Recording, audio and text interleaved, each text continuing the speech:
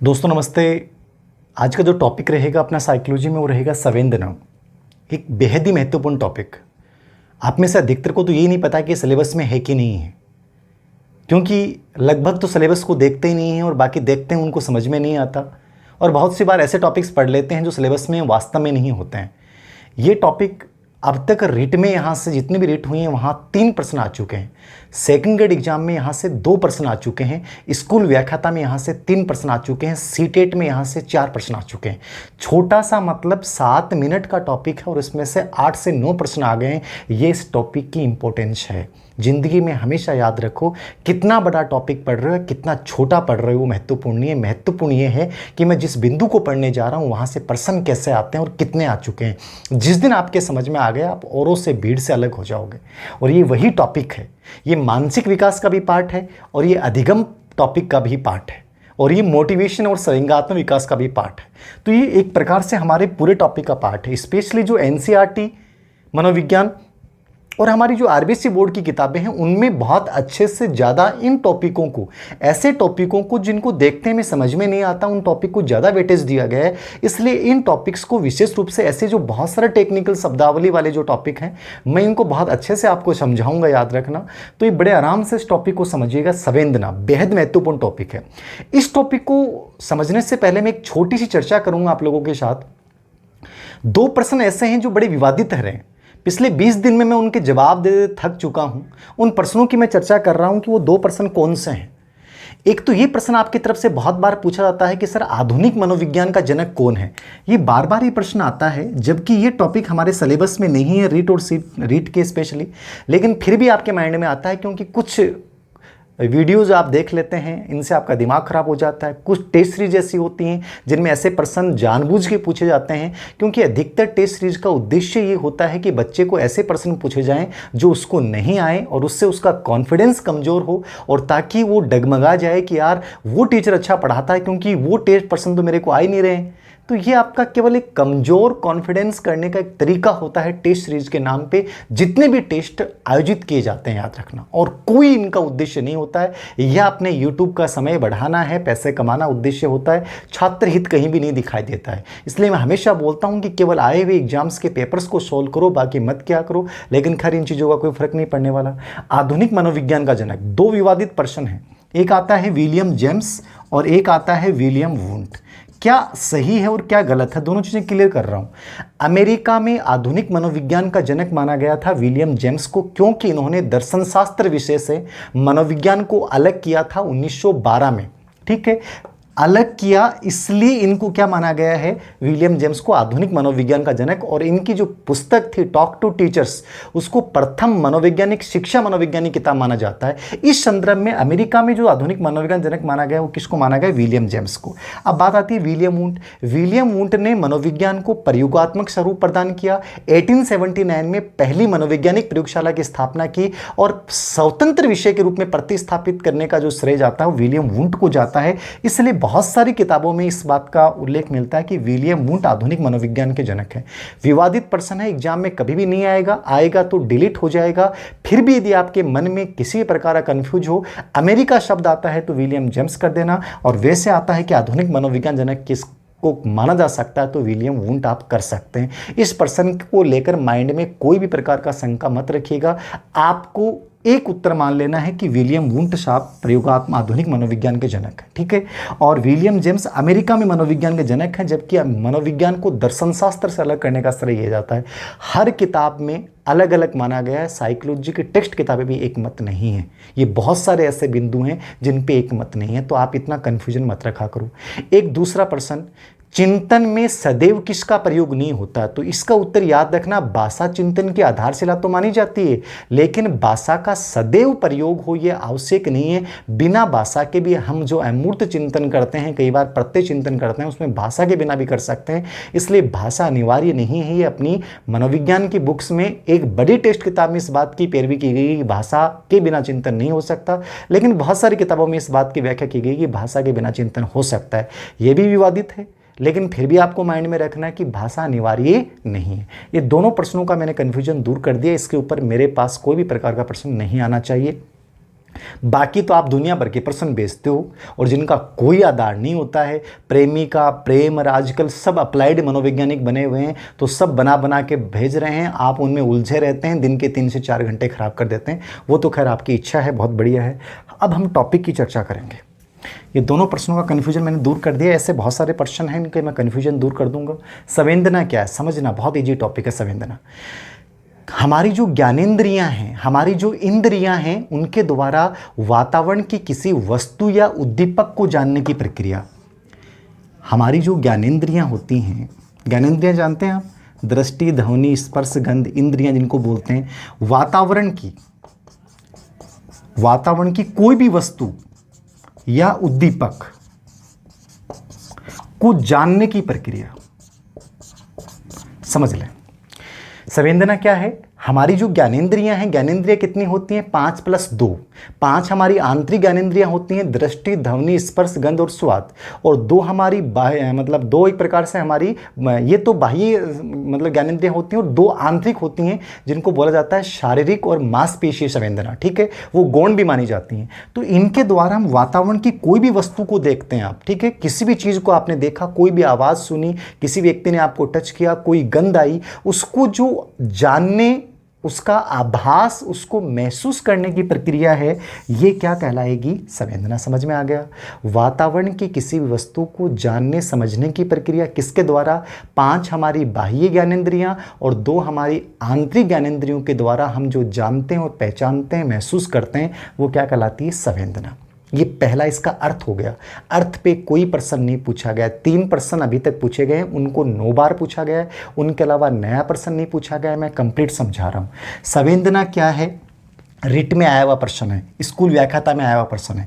देखिए, हमारा जो मानसिक विकास होता है, कौन सा विकास होता है? मानसिक विकास। मानसिक विकास की जो प्रक्रिया, उसको बोलते हैं संज्ञान। क्या बोलते हैं? संज्ञान, कंजिनेशन। संज्ञान का मतलब क्या है? जानने की प्रक्रिया। जानने की प्रक्रिया कैसे? मतलब जिसमें चिंतन, संवेदना, प्रत्यक्षीकरण, ध्यान, प्रतिमा, स्मृति, जितनी भी मानसिक क्रियाएं होती हैं, जिसकी सहायता से हम सूचनाओं को प्राप्त करते हैं, सूचनाओं की हम प्रोसेसिंग करते हैं, वो कंप्लीट प्रक्रिया क्या कहलाती है? संज्ञान। तो संज्ञान सूचनाओं की प्रोसेसिंग करने की प्रक्रिया है, जानने की प्रक्रिया है, और उसमें सभी मानसिक क्रियाएं शामिल होती हैं। और इन मानसिक क्रियाओं में पहली मानसिक क्रिया कौन सी होती है? संवेदना होती है। कौन सी होती है? संवेदना।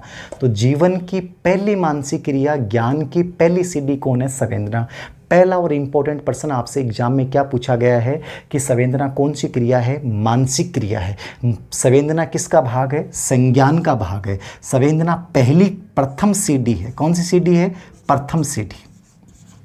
ये प्रश्न एग्जाम में रिट में आ गया। ठीक है, ज्ञान का प्रथम द्वार है। ठीक है, बालक की शिक्षा का प्रारंभ किससे होता है? ज्ञान का प्रारंभ किससे होता है? आपका उत्तर क्या होगा? संवेदना से होगा। संवेदना संज्ञान का भाग है, मानसिक क्रिया है, पहली मानसिक क्रिया है, प्रथम सीढ़ी इसको बोला गया, इंपॉर्टेंट है। मानसिक विकास की प्रक्रिया है, ये इंपॉर्टेंट है। किसका भाग है? संज्ञान का, ये इंपॉर्टेंट है। ज्ञान का द्वार है, शिक्षा का प्रारंभ है, यानी इसके बिना बच्चे की शिक्षा प्रारंभ नहीं हो सकती। किसके बिना? संवेदना के बिना। समझ में आ गया? सबसे इंपॉर्टेंट, इसलिए इसको जीवन का प्रारंभिक व सरल मानसिक अनुभव कहा जाता है। क्या कहा जाता है? प्रारंभिक व सरल मानसिक अनुभव। किसको कहा जाता है साहब? संवेदना को कहा जाता है। किसको कहा जाता है? संवेदना को। ये प्रश्न सेकंड ग्रेड 2011 में आया हुआ है कि जीवन का प्रारंभिक व सरल मानसिक अनुभव किसे कहा जाता है? संवेदना को। अब तक जो बोर्ड पे मैंने लिखा है, यहाँ से 2 प्रश्न आ गए। संवेदना मानसिक क्रिया है, संज्ञान का भाग है, प्रथम सीढ़ी है, ज्ञान का द्वार है, शिक्षा का प्रारंभ होता है, जीवन का प्रारंभिक व सरल मानसिक अनुभव है। इसके द्वारा हम ज्ञानेंद्रियों के माध्यम से वातावरण की किसी वस्तु या उद्दीपक को जानते हैं। ये आपको समझ में आ गया?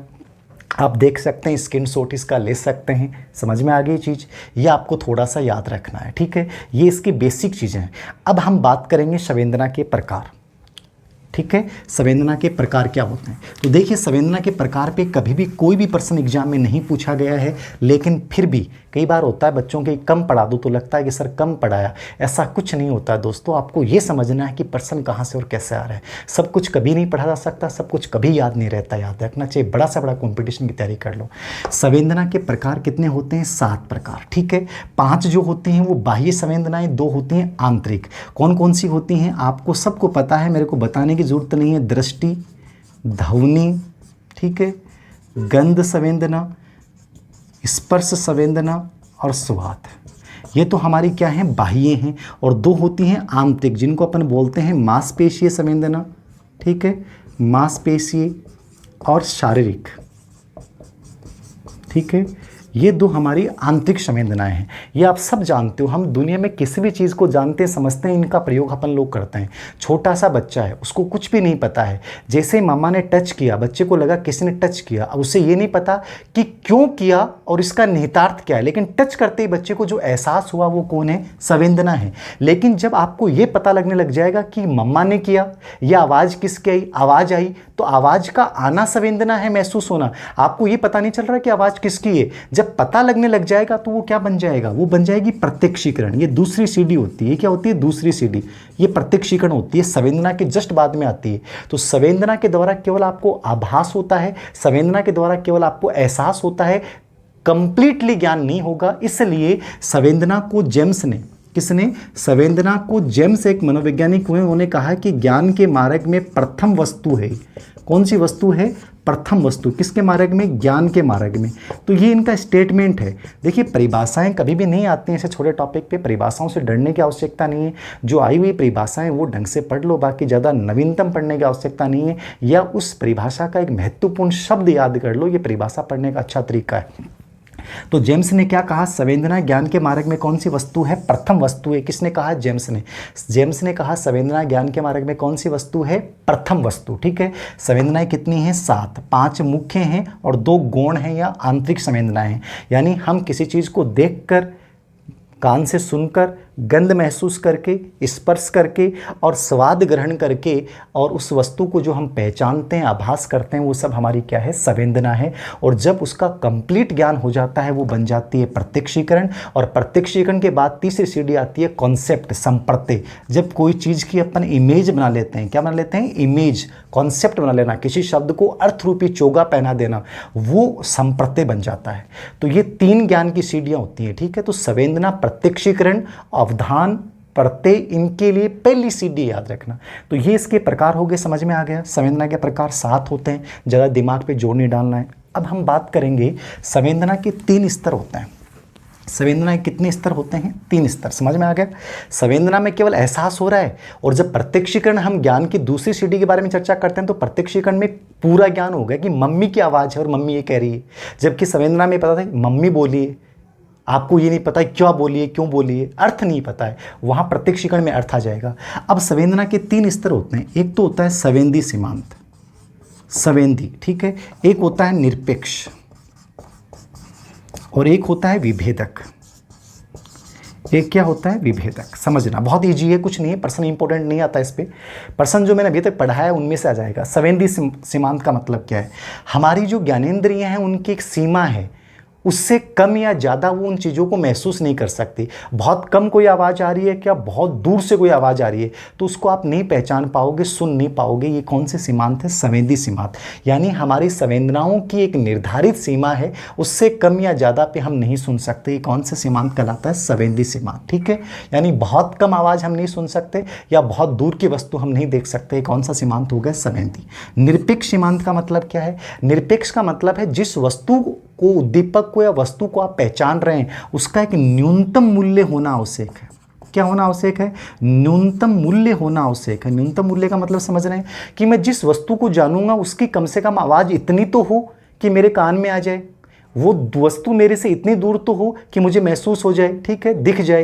तो एक वस्तु का, उद्दीपक वस्तु का एक न्यूनतम मूल्य होना जिससे हम उस वस्तु को आभास कर सकें, उसको अपन कौन सा सीमांत बोलते हैं? निरपेक्ष सीमांत। दिमाग पे जोर नहीं डालना, इतना महत्वपूर्ण नहीं है।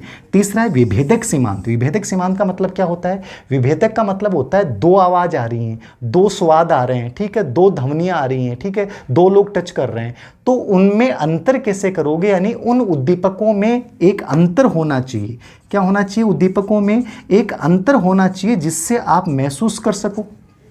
भाई 2 गिलास आपको दिए, ठीक है, एक नमक का दिया एक पानी का दिया, तो दोनों में डिफरेंस होगा तभी तो अंतर कर पाओगे। मीठा है और ये खारा है, तो ये कौन सा सीमांत है? विभेदक। और इसमें क्या होना चाहिए? वस्तु का एक न्यूनतम मूल्य। और ये क्या है?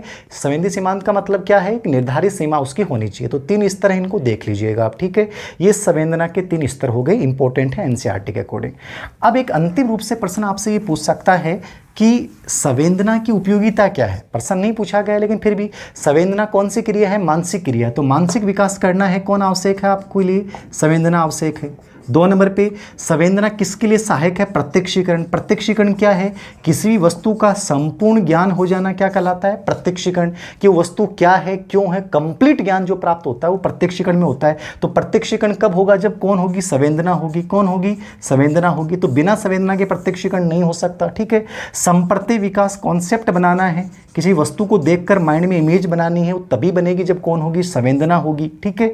और कोई भी वस्तु का परिचय प्रदान करना है कि वस्तु है कि नहीं है, उसका आभास प्राप्त करना है, कौन उपयोगी? संवेदना। मानसिक विकास में उपयोगी, प्रत्यक्षीकरण में उपयोगी, कॉन्सेप्ट के विकास में उपयोगी, वस्तु का परिचय प्रदान करने में उपयोगी, और अवधान यानी अटेंशन, ध्यान शक्ति के विकास में किसी वस्तु की ओर ध्यान देने के लिए इसकी उपयोगिता, ये इसकी सामान्य उपयोगिता है। प्रश्न अभी तक नहीं पूछा गया है, याद रखना, फिर भी आपको देख के जाना। प्रश्न क्या पूछे गए हैं? जीवन का प्रारंभिक व सरल मानसिक अनुभव संवेदना। संवेदना कौन सी क्रिया है? मानसिक क्रिया। ज्ञान की प्रथम सीढ़ी किसे कहा जाता है? संवेदना को। ये 3 प्रश्न अब तक 9 बार पूछे गए हैं, इनके अलावा कोई प्रश्न नहीं पूछा गया है, बाकी मैंने पढ़ाया पूरा है।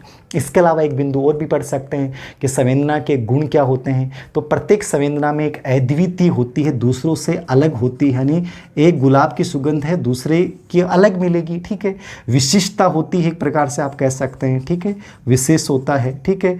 वो एक संवेदना दूसरे संवेदना से स्पष्ट होती है, याद रखना।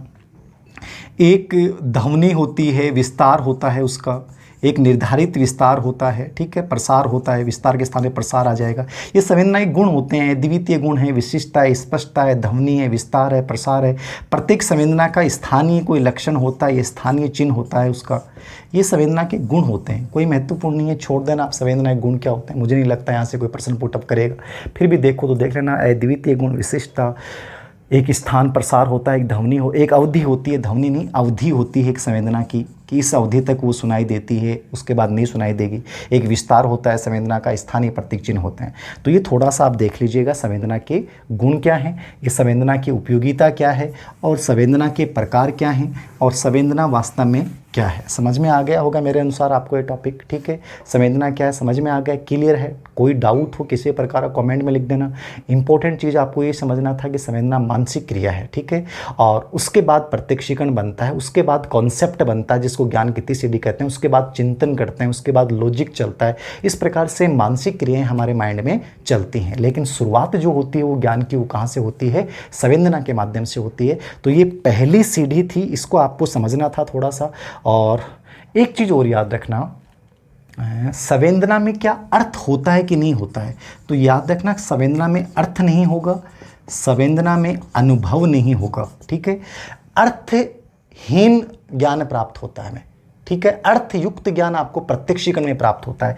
अनुभव भी कहाँ शामिल होता है? प्रत्यक्षीकरण में। संवेदना में अनुभव शामिल नहीं होता, तो अर्थ शामिल नहीं होता, अनुभव शामिल नहीं होता। और एक चीज़ याद रखना, संवेदना के लिए क्या आवश्यक है? तो संवेदना के लिए किसी वस्तु या किसी उद्दीपक का होना आवश्यक है। बिना वस्तु या उद्दीपक के संवेदना महसूस नहीं होती है, तो उद्दीपक या वस्तु का होना आवश्यक होता है। और संवेदना में अर्थ निहित नहीं होता, और संवेदना में अनुभव नहीं होता है। ये थोड़ा सा आपको याद रखना है। ये आपका संवेदना टॉपिक था। बाकी भी टॉपिक्स में धीरे धीरे पेडागोजी वाले सब करवा दूंगा आराम से, और कुछ कोशिशें करूंगा कि जो अनावश्यक रूप से टेस्ट सीरीज आयोजित की जा रही है उनके बजाय हम पूर्व एग्जाम्स के पेपर का बहुत अच्छा विश्लेषण करें, उनमें भी समय को ना गंवाते हुए उन्हीं बिंदुओं पर चर्चा करें जो इंपॉर्टेंट है। ऐसी मेरी कोशिश रहेगी। तो मिलते हैं जल्दी अपन। धन्यवाद।